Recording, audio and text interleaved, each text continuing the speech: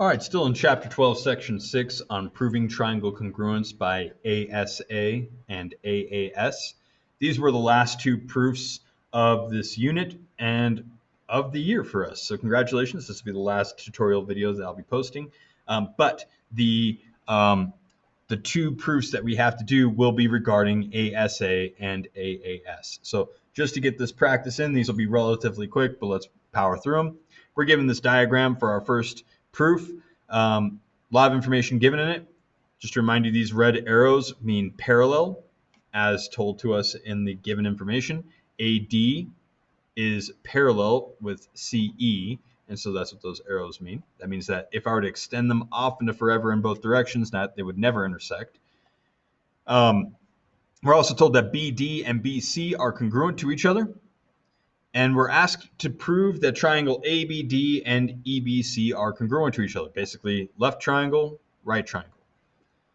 So just to prepare you for a final, for what you might see on standardized testing and stuff, you won't be told, hey, these are the theorems that you have at your disposal. It'll just say like, all right, here's some given information. Go about proving that they're congruent. So here's where I'll just direct your attention again to what I had in the margin in our notes right here, the different ways to prove triangle congruence. I could go about proving all 6 elements of one triangle are congruent to all corresponding 6 elements of another, but that's a lot of work. So I'm going to focus mostly on these guys here from our previous sections.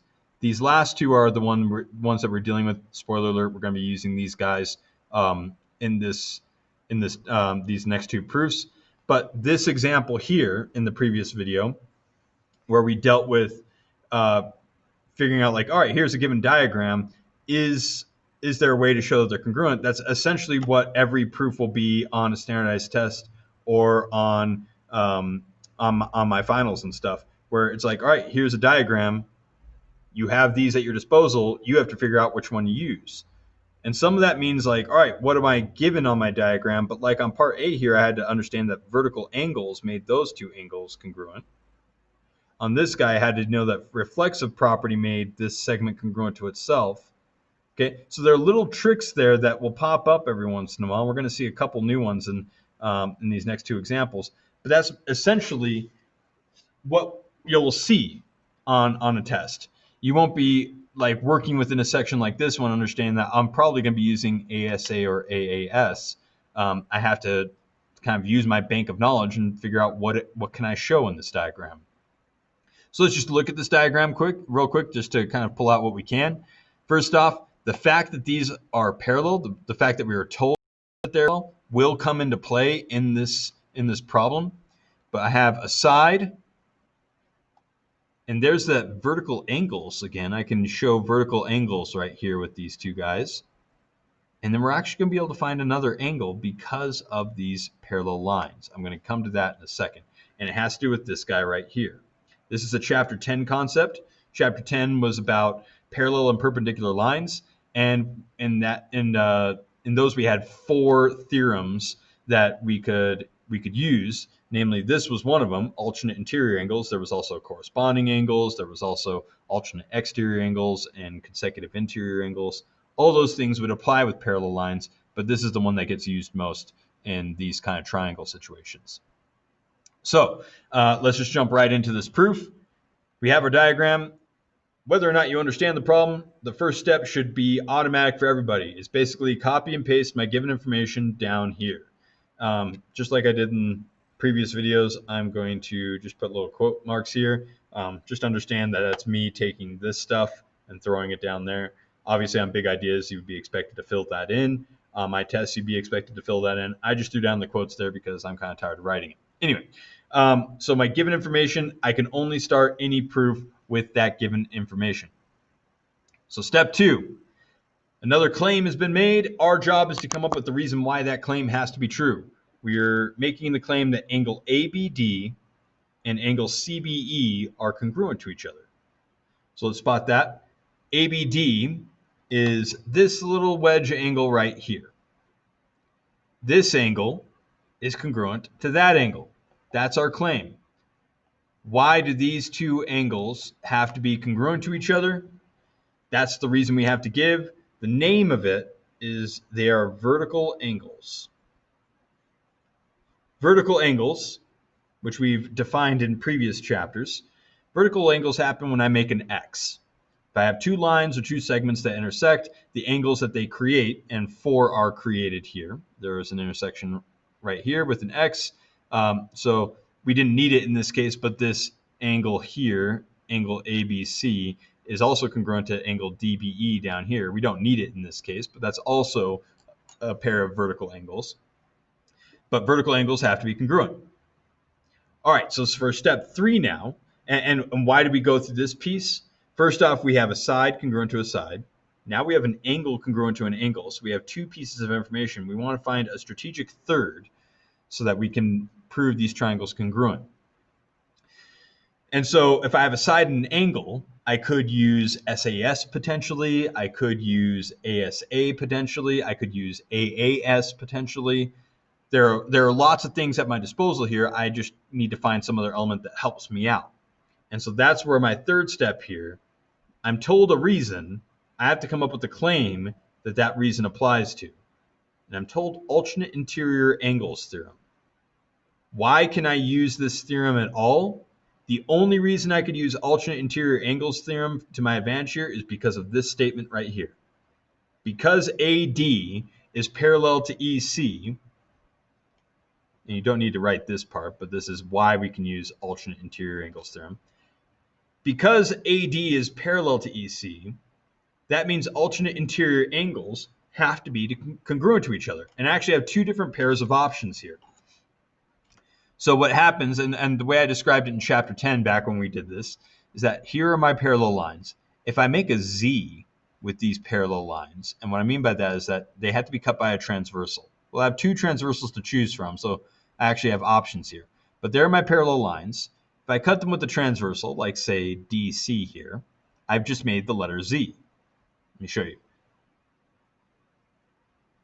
There's our letter Z.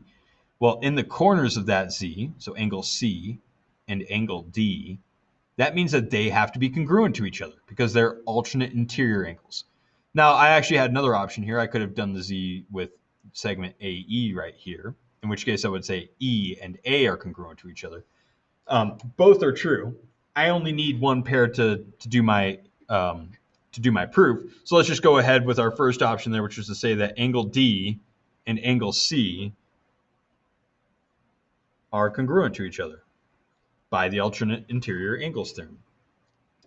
And you may be wondering, like, why can I get away with just using the one letter? Because that vertex right there, that corner, there's only one letter there. There's only one angle there. That can only be one angle. Same thing with C right there. The reason why with these vertical angles I had to use the three letters is because I can't just say angle B. Angle B could potentially be any number of things in that intersection, right? I have to be specific when I'm talking about that wedge angle. Some of these I didn't have to be as specific. So what do I have now? So I started with this segment, BD, being congruent to BC. So I have a side. Then I have this vertical angle here. So I have a side angle. And now I have D and C being congruent. So just kind of mapping that out real quick.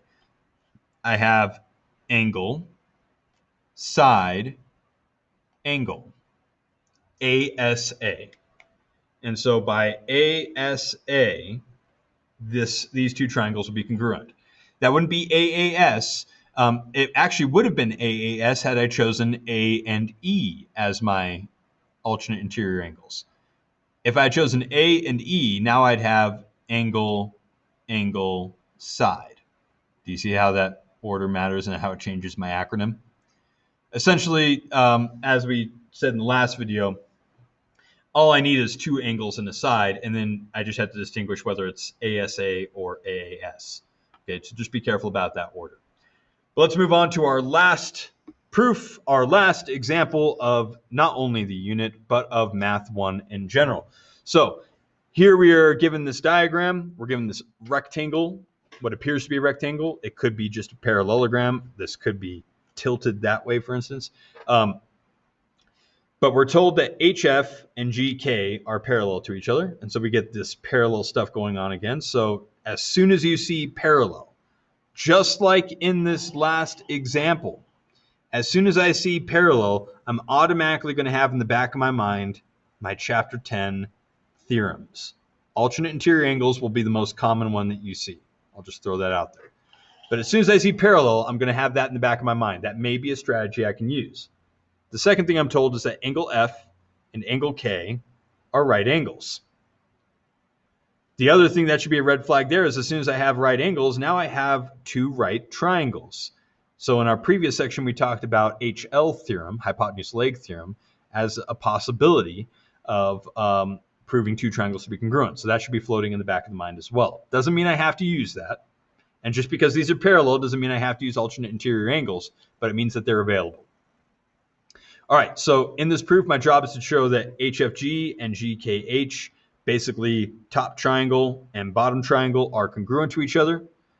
They are sharing an element, namely GH here, and we can see that that's where this will come into play. And anytime I have triangles that are sharing elements, that means that reflexive property may pop up.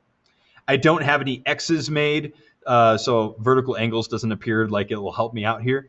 I'm just kind of rolling through those other things that aren't said in the diagram, but may come in handy. So first step of every proof, this should be automatic for everyone. Again, I'm going to do the quote marks just because I don't want to write it all. I think I'd run into trouble fitting it in, frankly, on my whiteboard. But it's just that information, my starting information goes there. What's my reason? Because it's what I start with. It's what I'm given. And based on that information, I'm going to make my next claim. So my next claim that I'm given here is that angle FHG, so this angle right in here, this little sliver, okay, FHG is congruent to KGH. Now KGH is this guy here. So on my claim at this point, my claim is that this angle is congruent to that angle. Now, why can I make that claim?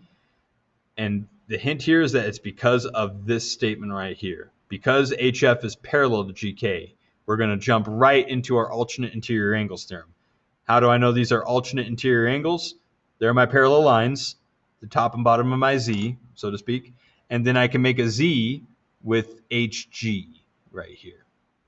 And as soon as I make that Z, in the corners of that Z, that's where my alternate interior angles are. So why are these congruent? Because of alternate interior angles. And why can I use alternate interior angles? It was because HF was parallel to GK. You don't need this part right here. Technically, this is just why I can apply that. If they were not parallel, or if I were not told they were parallel, I couldn't use alternate interior angles theorem. All right, our next claim is that HG is congruent to itself. So HG is congruent to itself. That's an obvious statement. And here's where we use our dumbest property in all of mathematics, the reflexive property. Again, which states that any object is congruent to itself. That one will be pretty obvious when it pops up, because either when you're given the claim and something's congruent to itself, that's definitely the reflexive property. Or if you see something shared within your triangles, you can keep that in the back of your mind that you may use it. So my next step is what I need to prove. Triangle HFG is congruent to triangle GKH, but why? Here's where I have to go back and figure out what we started with. Angle F and angle K are right angles. What else does that mean? I probably should have added it in a step in my proof, but that also means that angle F and angle K are congruent to each other. And that may be obvious, but that also may be, in big ideas, be aware, I may have made the mistake by not putting that in. But angle F and angle K, I need to make that statement that they're congruent, because that's an angle, congruent to another angle for me. Yeah, they're both right angles, and it's obvious that they have to measure 90 degrees and therefore equal to each other and therefore are congruent, but it may be worth saying in your proof. So I have two angles. So I have an angle. I got another angle. So I have angle, angle, side. AAS. Why are the two triangles congruent? Because of AAS. Just be aware of the order here. Again, AAS.